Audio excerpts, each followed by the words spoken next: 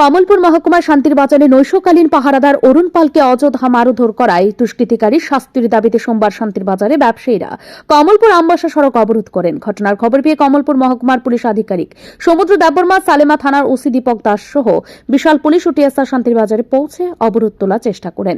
কমলপুর শান্তির বাজার কমিটির উদ্যোগে বাজারে দীর্ঘ কয়েক বছর ধরে নৈশ পাহারা চলে আসছে। সোমবার ভোরে শান্তির বাজারে নৈশ প্রহরী অরুণ পালকে কর্তব্যরত অবস্থায় ধীরেশ দেববর্মা মদমত্ত অবস্থায় মারধর করে বলে অভিযোগ। পাহারাদারের মাথায় গুরুতর আঘাত লাগে। এই ঘটনার পরিপ্রেক্ষিতে বাজারে ব্যবসায়ী ও এলাকা জনসাধারণ সকাল 7টা থেকে শান্তির বাজার কমলপুর আমবাসা রাস্তা অবরোধ করে রাখে। অবরোধকারীদের বক্তব্য, দুষ্কৃতিকারীকে গ্রেপ্তার করতে হবে।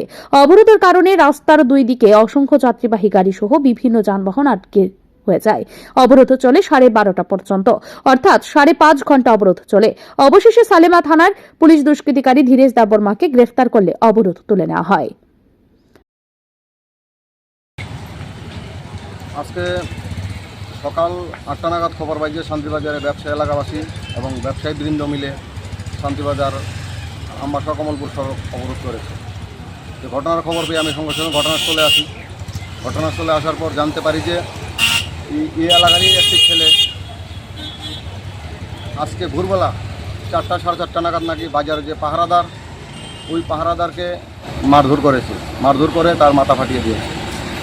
সে ফাটিয়ে দিয়েছে, সঙ্গে সঙ্গে পালিয়ে যায়। যথারীতি বাজার কমিটি এই ব্যাপারটিকে ভালোভাবে নেয়নি। তারা সেই কারণে এই সুষ্ঠু বিচার চেয়ে এই যে রাস্তা অবরোধের সিদ্ধান্ত নিয়েছে। যথারীতি তারা রাস্তা অবরোধ করেছে এবং বাজার বন্ধ রেখেছে।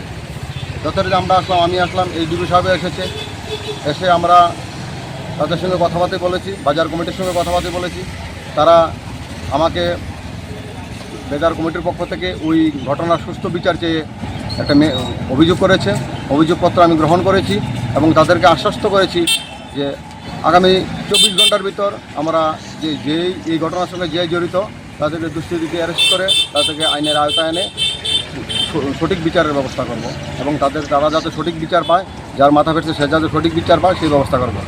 এই আশ্বাসের পর তারা থানার আশ্বাস পেয়ে, এই ডিবি সাহেবের মুখ থেকে আমার মুখ থেকে আশ্বাস পেয়ে তারা সন্তুষ্ট হয়েছে। এখন রাস্তা অবরোধ প্রত্যাহার করেছে। আমরা এখন চেষ্টা থাকবো। আমরা স্যার, আসামি কি পাওয়া গেছে? এখন আমি ঘটনা খবর পাওয়ার পর সঙ্গে সঙ্গে আমি আমাদের থানার এবং অন্য থানার স্টাফকে লাগিয়েছি আসামিকে ধরার জন্য। ঘটনা সম্পর্কে আহত নৈশ প্রহরী অরুণ পাল বলেন, তিনি 2019 সাল থেকেই এই বাজার নৈশকালীন পাহারাদার হিসেবে কাজ করে চলেছেন। তিনি যথারীতি তার কাজ করে যাচ্ছেন, কিন্তু ধীরেশ দেববর্মা আজ সকালে কোনো ধরনের কারণ ছাড়াই 60 বছর বয়সী নৈশ প্রহরীকে মারধর করেছে। তার মাথায় ও মুখে প্রচন্ড আঘাত লেগেছে। অভিযুক্তের দৃষ্টান্তমূলক শাস্তি চাইছেন অরুণ পাল। আমরা তো বাজার ডিউটি থাকি, বাজার ডিউটিতে সাইকেল আমরা যাই, আমরা অন্তরা কিছু। আপনি কি বাজারে পাহারাদার? আচ্ছা, কয় বছর ধরে আপনি পাহারা? আমি 19 টাকা দিই, 2019 টাকা দিতেছি লাগাতার। মানে বাজার দায়িত্বটা আমার কাছে আর কি। আমি মানুষ সংগ্রহ করি, মধ্যে মধ্যে আমি বাদ দিই, তেরারে দিয়া যায় আর কি। আচ্ছা, তেল লগে এর লগে তখন লাগে, তখন লাগে। ইয়া আমি কিটা করছে কিচেন থেকে আপনারা ডাকতেছে, আর 5 মিনিট আগে টিএসআর গেছে আর কি। তেরা পয়সা খাকু আমি আমরা জায়গা। কে মারছে আপনারা? হ্যাঁ, কে মারছে? তার নাম নাম জানে। এদিকে অবরোধ শেষ হবার আগে পুলিশ অভিযুক্ত ধীরেশ দেববর্মাকে গ্রেপ্তার করেছে।